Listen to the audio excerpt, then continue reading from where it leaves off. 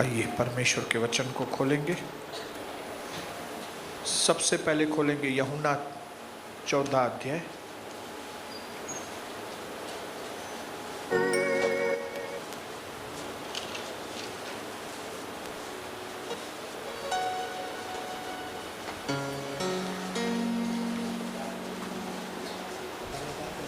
चौदह का मैं पढ़ रहा हूं आपके लिए 15 वचन। यूहन्ना 14 उसका 15। प्रभु यीशु ने कहा, यदि तुम मुझसे प्रेम करते हो तो तुम मेरी आज्ञाओं को मानोगे। क्या कह रहे हैं प्रभु यीशु मसीह? अगर तुम कहते हो कि तुम मुझसे प्यार करते हो तो मैं जो तुमको बोलूंगा वो तुम मानोगे। आइए रोमियो का 8 अध्याय उसके 32 वचन में प्रभु का वचन क्या कहता है वो भी हम पढ़ेंगे। 8:32। ध्यान से सुनिए मैं क्या बोल रहा हूं। जिसने अपने निज पुत्र को भी न रख छोड़ा परंतु उसे हम सबके लिए उसने दे दिया, तो वह उसके साथ हमें और सब कुछ क्यों नहीं देगा। अगर आपके लिए मेरे लिए उसने सबसे कीमती अपनी चीज इकलौता पुत्र अपना हमारे लिए उसने दे दिया, तो फिर वो हमको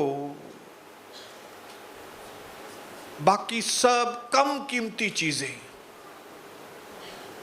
उच्ची शय उन ॾेई छॾी सभिनी खां, तो बाकी उन खां सस्तियूं शयूं न ॾींदो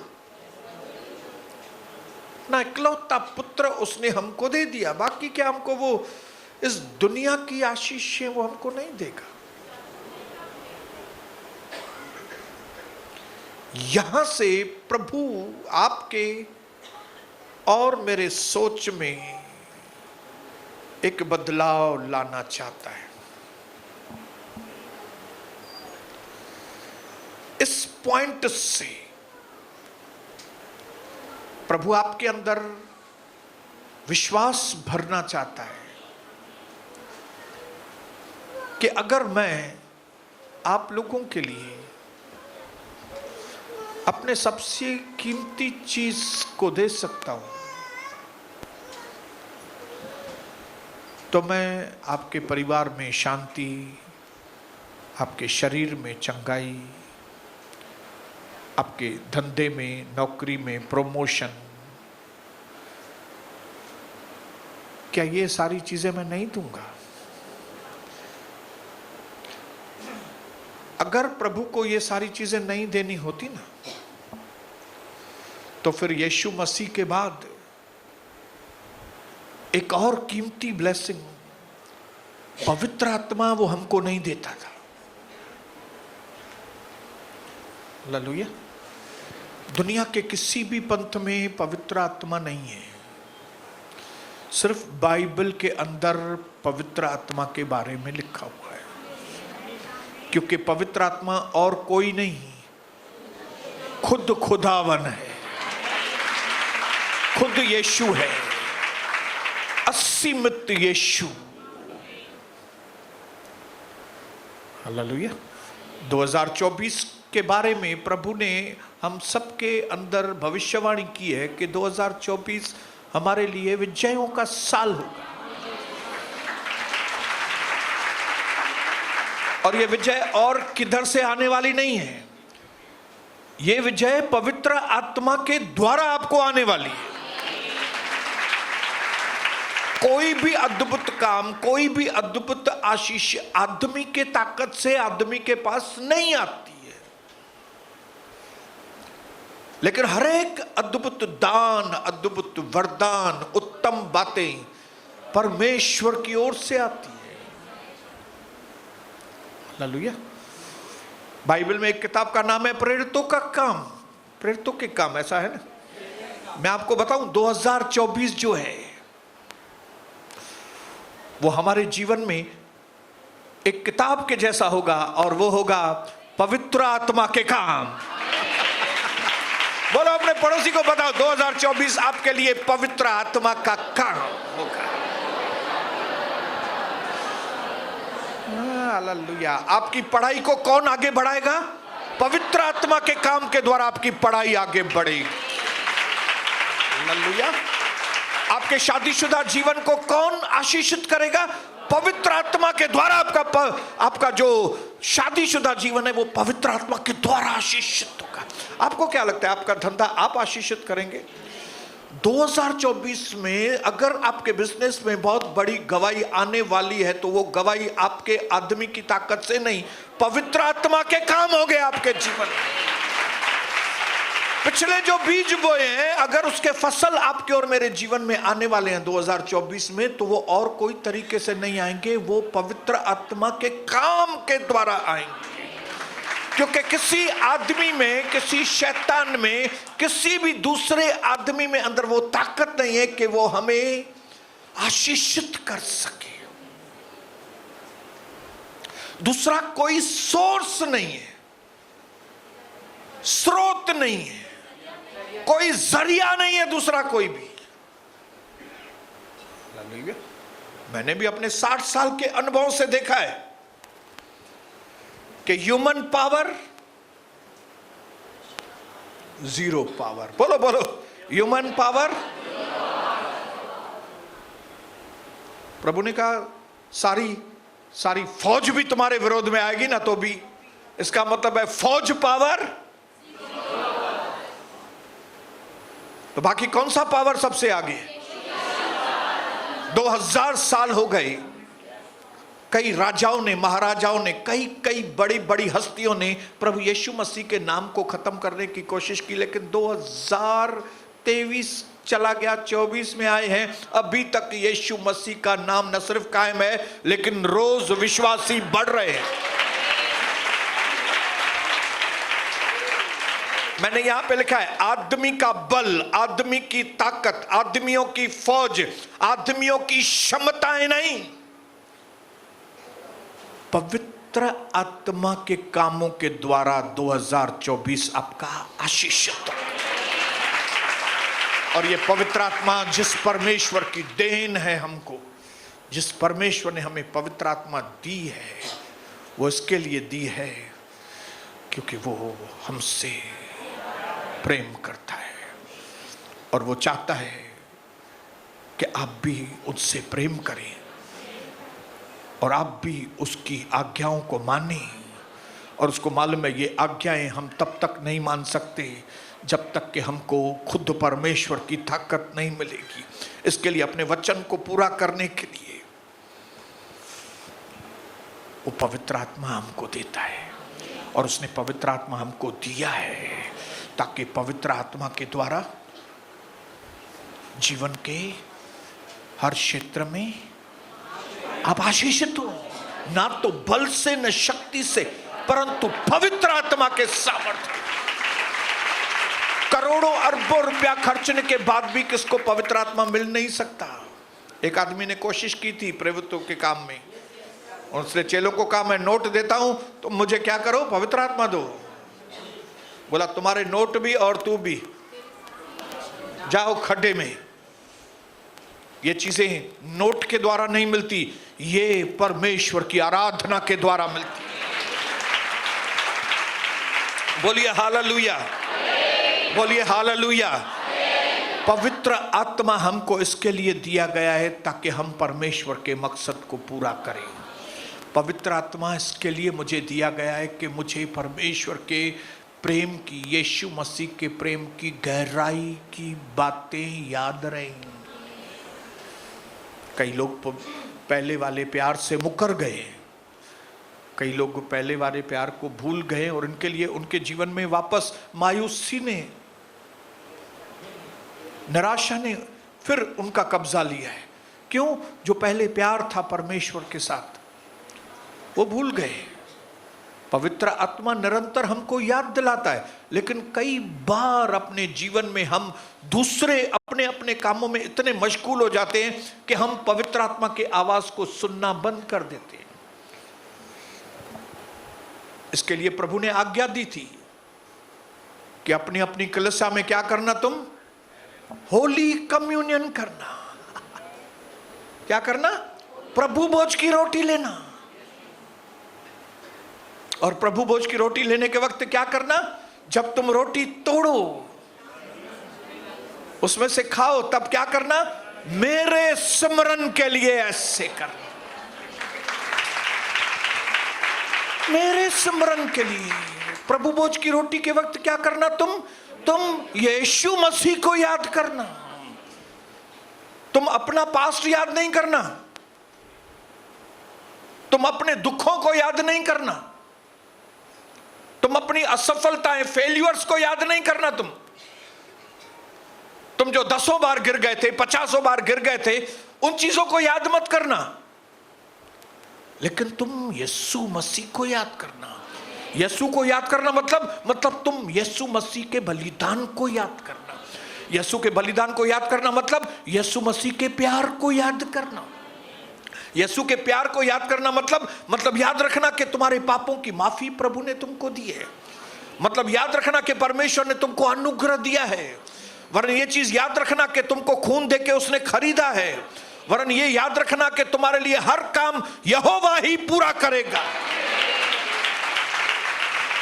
हालेलुया। इसके लिए जब कभी प्रभु भोज की रोटी में हम हिस्सा लें, इधर उधर की बातें खड्डे में डाल दो।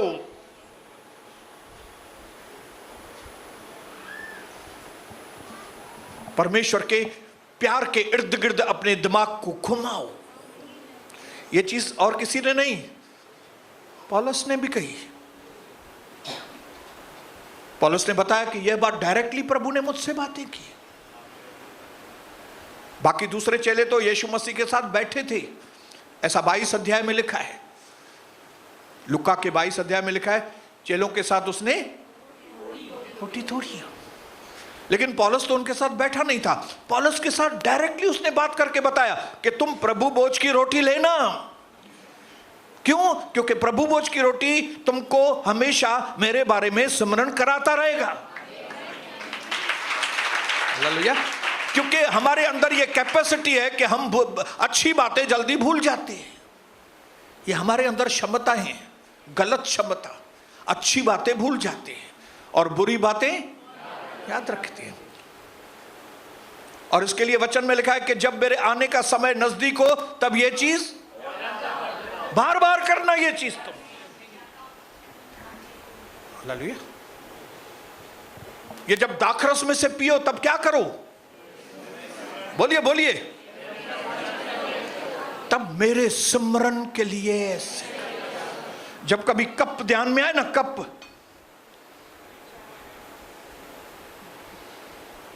तो ये चीज याद रखना कि इस दुनिया में कोई दूसरा नहीं, लेकिन सिर्फ यीशु मसीह मेरा कप बेयरर है। कप बेयरर को हिंदी में कहते हैं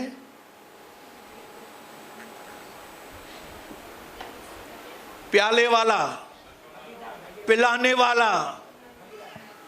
यूसुफ के टाइम पे फिरौन के राजा के पास 2 लोगों से प्रभु फिरौन नाराज हुआ, दोनों को जेल में भेज दिया था। कौन से 2 लोग थे? एक तो उनका रोटी बनाने वाला और दूसरा पिलाने वाला। ये पिलाने वाला क्या होता है आपको मालूम है? कप बेयरर, प्याला संभालने वाला।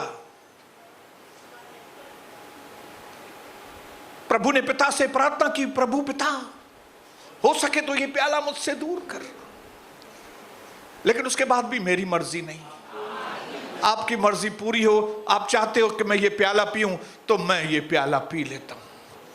ये कप बेयरर क्या होता है? जब आपको ये कप बेयरर के बारे में मालूम पड़ेगा ना, आपका दिल उमड़ पड़ेगा परमेश्वर के प्रेम के लिए। ये बड़े बड़े राजा लोग, बड़े बड़े रईस लोग अपने घर के अंदर रोटी बनाने वाला भी रखते थे, जिसको कहते हैं कुक, और दूसरा पिलाने वाला। ये पिलाने वाले का काम क्या रहता था? ये पिलाने वाला कोई भी चीज जो राजा को देनी थी उसके पहले वो खुद टेस्ट नहीं, खाली कभी जहर तो नहीं है। कोई भी चीज बना के राजा के लिए आएगी, पहले वो खाएगा, पहले वो पिएगा। जहर रहेगा तो वो मरेगा, लेकिन राजा बचेगा। राजा को बचाने के लिए पिलाने वाले होते थे। हमारा यीशु मसीह हमारे लिए कौन बन गया? कप बेयरर, जो परमेश्वर के क्रोध का प्याला था, जो परमेश्वर का न्याय आपके ऊपर मेरे ऊपर आने वाला था, जो बहुत बड़ी सजा वाला प्याला आपके ऊपर और मेरे ऊपर आने वाला था। हमारे तक पहुंचने के पहले यीशु मसीह ने वो प्याला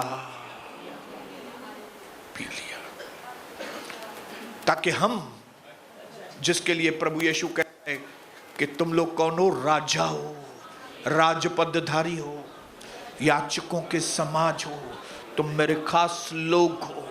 हम खास लोगों के लिए वो क्या बन गया? कपबेरर बन गया।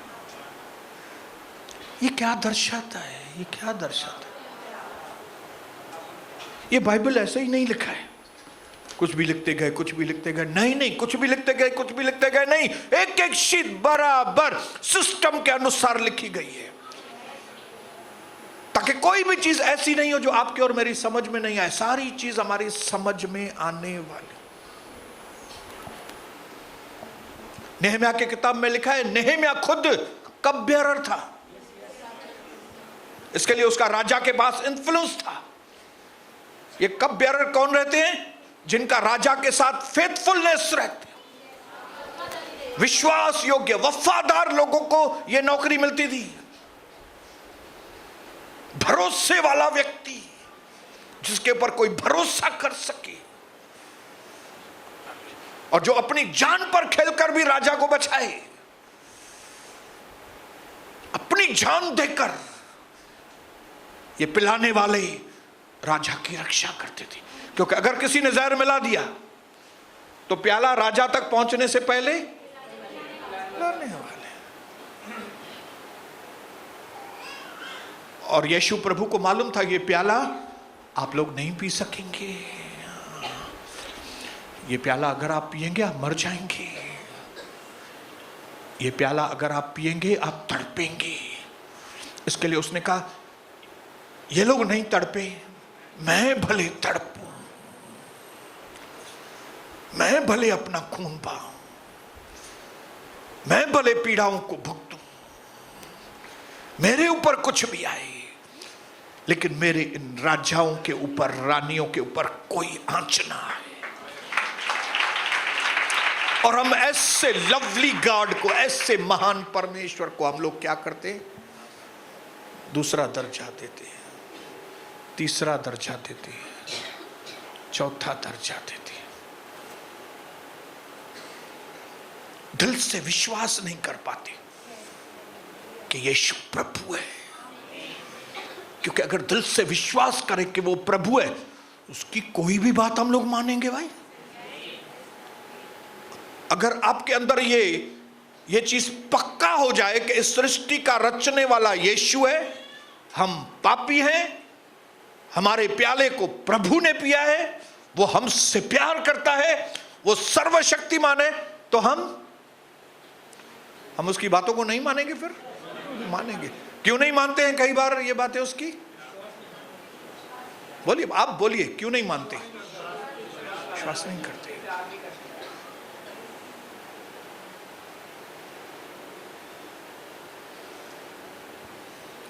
लेकिन अगर जो व्यक्ति भी विश्वास करेगा, वो परमेश्वर के महिमा को अपने जीवन में देखेगा।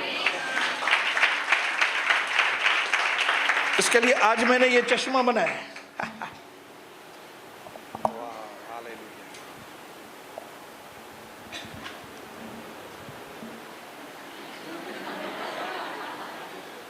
क्या लिखा है, कोई पढ़ेगा?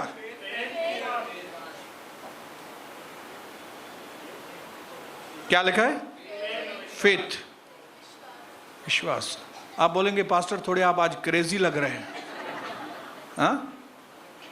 ये क्या पहना है?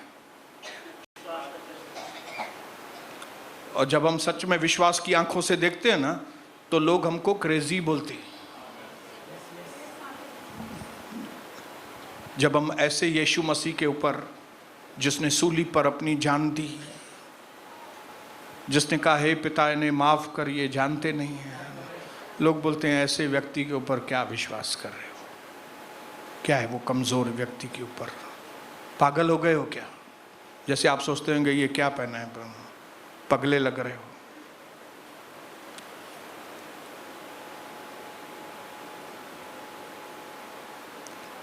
लेकिन आपको और मुझे इन्हीं आंखों से देखना है।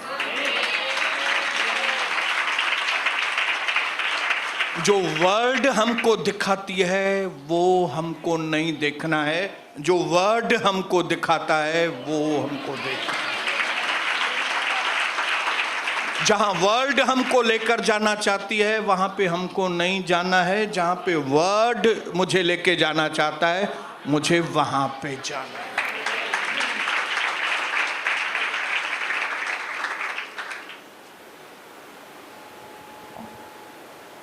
क्यों? क्योंकि वो हमसे प्रेम करता है। उसने अपना बलिदान, उसने अपना सब कुछ हमारे लिए दिया। और वो भी कौन सा मालूम है पाप? कौन सा परमेश्वर? अति पवित्र, अति पवित्र, ऐसा परमेश्वर जिसका पाप के साथ कोई नाता ही नहीं, ऐसा परमेश्वर जिसने धरती पर आके कभी पाप नहीं किया, ऐसा प्रभु यीशु जिसका पाप के साथ कोई संबंध ही नहीं था। अब बोलेंगे ब्रदर ये सारी बातें आपको किधर से मिली? यीशु मसीह के बारे में। तो ये सारी बातें मुझे और किधर से नहीं मिली हैं। इसमें एक व्यक्ति है जिसका नाम है पौलुस, जो बहुत ही विद्वान, बहुत ही बुद्धिमान, उसको ग्रीक भाषा आती थी, इब्रानियों भाषा आती थी, बहुत अच्छी पोस्ट पे था, बहुत कुछ जानता था। लेकिन जब उस यीशु मसीह से वो मिला तब उसने पहला कोरिन्थियन 5 अध्याय और 21 वचन में उसने कहा, पहला कोरिन्थियन 5 अध्याय, जिसको पहले मिले वो जोर से बोलेगा। 5:21 नहीं है तो देखो, अगर पहला कोरिन्थियन नहीं होता है तो क्या होता है? अब वाह, दूसरा कोरिन्थियन। समझ जाओ बात को।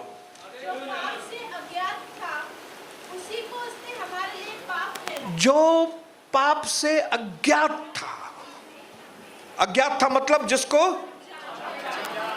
ही न्यू नो सिन, उसको मालूम ही नहीं था पाप क्या है, वो मेरे लिए पाप बन। हम जानते हैं पाप क्या है। क्यों? क्योंकि हमने सब पाप किए हैं, एक एक पाप आराम से किया है। ये पौलुस जो लिख रहा है उसको मालूम है वो क्या लिख रहा है, इसके लिए वो लिख रहा है ही न्यू नो सिन। और प्रभु का एक और चेला था पतरस, जो बहुत ही जल्दबाजी वाला व्यक्ति था, कोई भी काम जल्दबाजी में करता था। लेकिन जब पवित्र आत्मा उसके ऊपर आया, जब वो बदला, तो पहला पतरस 2 अध्याय 22 वचन में वो बहुत ही खास चीज लिख रहा है। न तो उसने पाप किया और न उसके मुंह से छल की कोई बात निकली। न तो उसने पाप किया मतलब वो प्रभु के बारे में बता रहा है, उसने पाप नहीं किया। और पौलुस लिखता है वो पाप को जानता ही नहीं था। लेकिन भाइयों बहनों, उसके साथ एक तीसरा चेला भी था जिसका नाम यूहन्ना था। और ये यूहन्ना हमेशा यीशु मसीह की छाती से लग के बैठता था, एकदम करीबी से।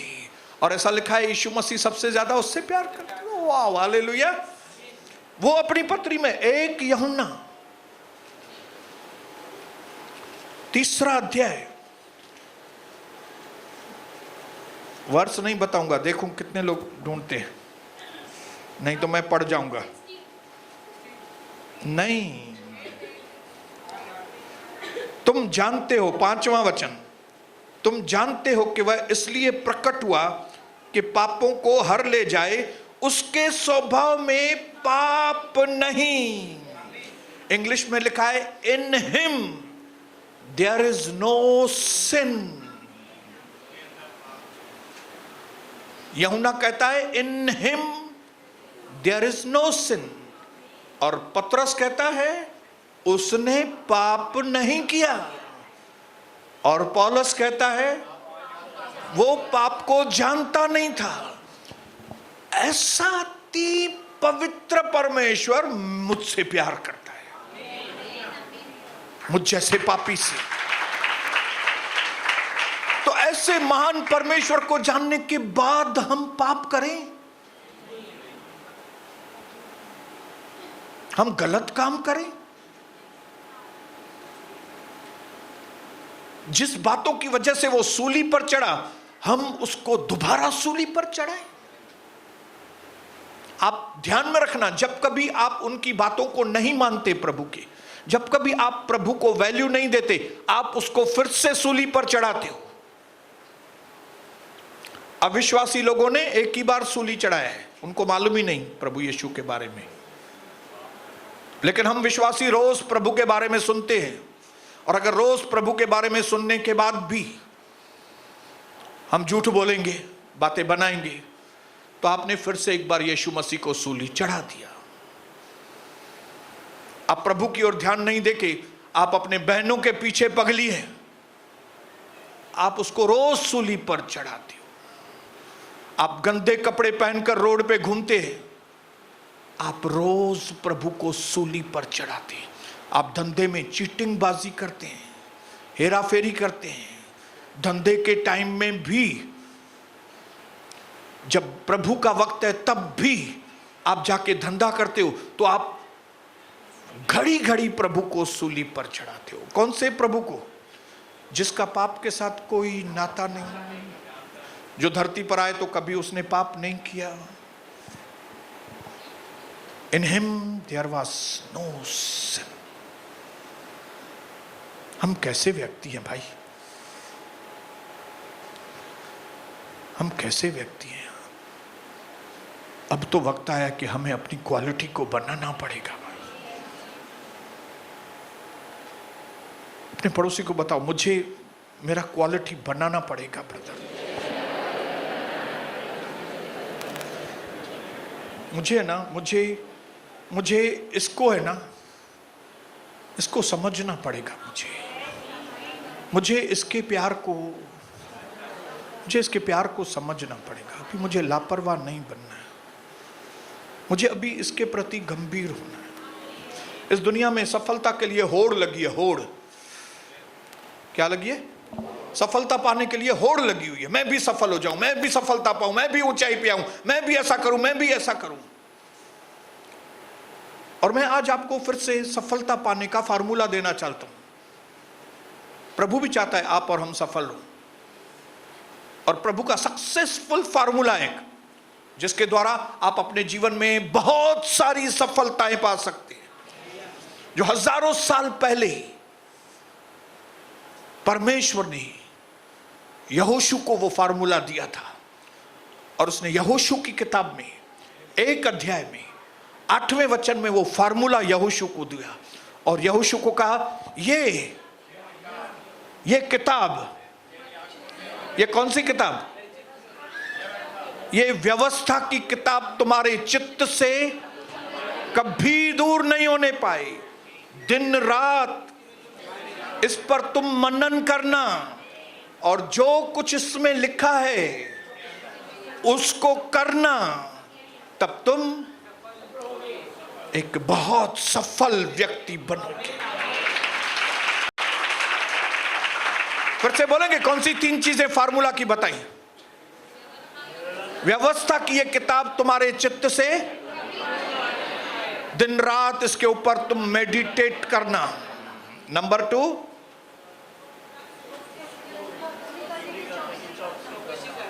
उसको मानने की चौकसी करना। तब क्या होगा? सफल होना है ब्रदर, तो धंधे के पीछे भागने से सफल होंगे? अरे चल,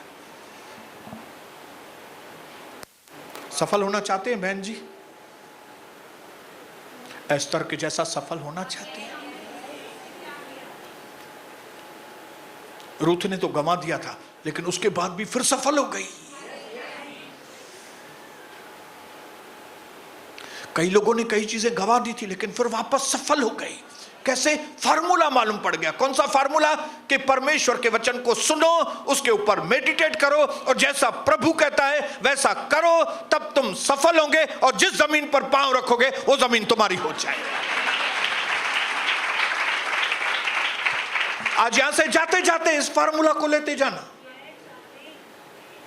यह आजमाया हुआ फार्मूला है और कोई नहीं दिखाई दे रहा है। इधर देखो, इस व्यक्ति ने इस फार्मूला को आजमाया है।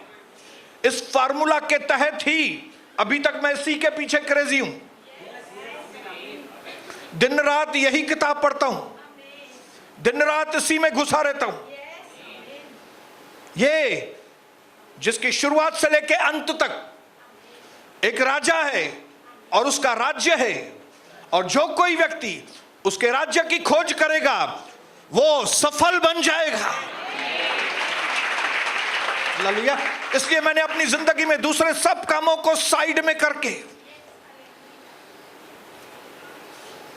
सब कामों को साइड में करके, दूसरे सब रिश्तों को साइड में करके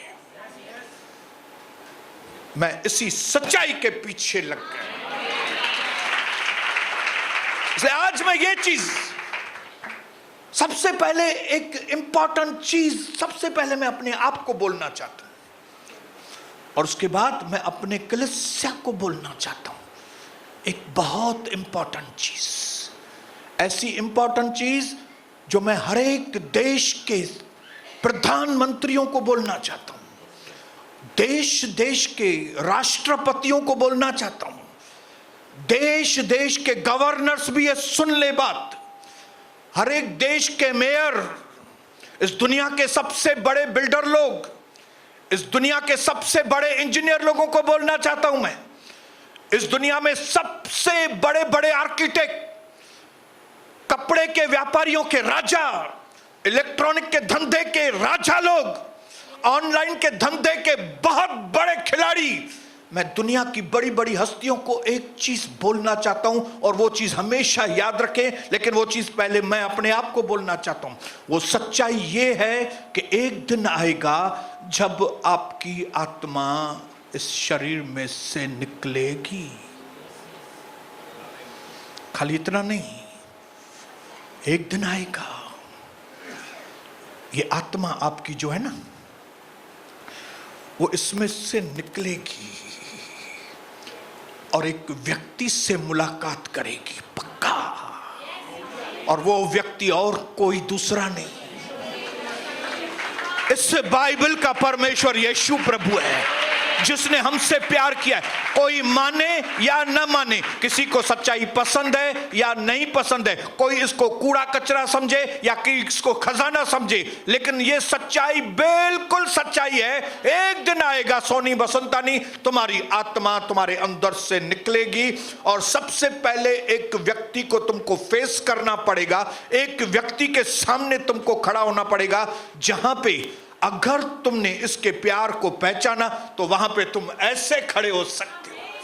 लेकिन अगर तुमने इसके प्यार को नहीं पहचाना और अपनी मनमानी की, तो कितना भी बड़ा राजा हो, कोई भी देश का प्राइम मिनिस्टर हो, कोई भी देश का राष्ट्रपति हो, कोई भी देश का गवर्नर हो, कितना भी बड़ा धंधे वाला हो, उसको नहीं तो एक दिन शर्मिंदा होना पड़ेगा।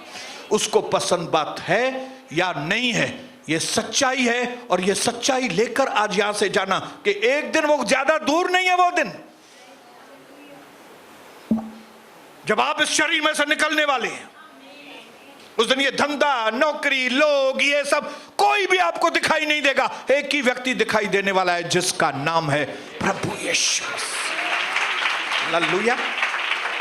और आपको उसको जवाब देना पड़ेगा कि उसने जो आपसे इतना प्रेम किया, उसने जो लागत आपके ऊपर इतनी लगाई, उसके एवज में आपने उसके लिए क्या किया। इसके लिए जब यहां से जाओ ये सोचते जाना, घर में जाके फार्मूलाएं बनाओ, घर में जाके कैलकुलेट करो कितना लिया है और दिया क्या है।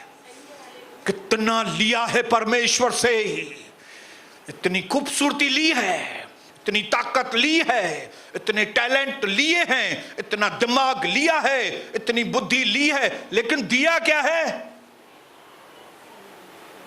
दिया क्या है रिटर्न में? हिसाब किताब आने का समय है। जाने के पहले सोच के जाना। और यहां पे टाइम अगर नहीं है, घर में जाके कमरा बंद करना, कैलकुलेट करना। ये जो लोग 6 बजे आते हैं ना, मैं उनको बोलता हूं, आजमा के बताना कि आपका धंधा आपको काम में आता है क्या। वो हंस के चले जाते हैं ना, भाई 4:30 अरे तेरे रोने के दिन आएंगे जब तू हिसाब नहीं दे पाएगा। अभी तो हंस रहा है। मुखे पटाए वेंदो, उनके छा पटाइंदो मन। यहां से जाएंगे, परमेश्वर का भय रख के जाना। वो परमेश्वर जो देते ही जा रहा है, देते ही जा रहा है, देते ही जा रहा है, उसका नेचर ही देना है। वो हमसे इतना प्यार करता है, ऐसे व्यक्ति से हमको निभाना चाहिए कि नहीं, और ऐसे व्यक्ति से हमको कितना निभाना चाहिए। उसने जो हमको दिया है उसके एवज में हमको कितना देना चाहिए। हालेलुया। एक व्यक्ति ने मदर टेरेसा से कहा, तेरे को क्या मिलता है? तू कोड़ियों को हाथ लगाती है, कोड़ियों की सेवा करती है, क्या मिलता है तेरे को? तब मदर टेरेसा ने उसको बोला, तुमको मालूम नहीं, जिस व्यक्ति की मैं नौकरी करती हूं, उस व्यक्ति ने अपने पूरे शरीर को मेरे लिए लहूलुहान बना दिया था। जो नर्क मेरे ऊपर आने वाला था, वो नर्क उस व्यक्ति ने अपने ऊपर ले लिया। मैं ऐसे हजारों कोड़ियों की भी सेवा करूं ना, तो भी मैं उसका प्रतिफल उस महान व्यक्ति को, उस महान प्रभु को, जिसने मेरे ऊपर इतने उपकार किए, मैं नहीं कर सकती।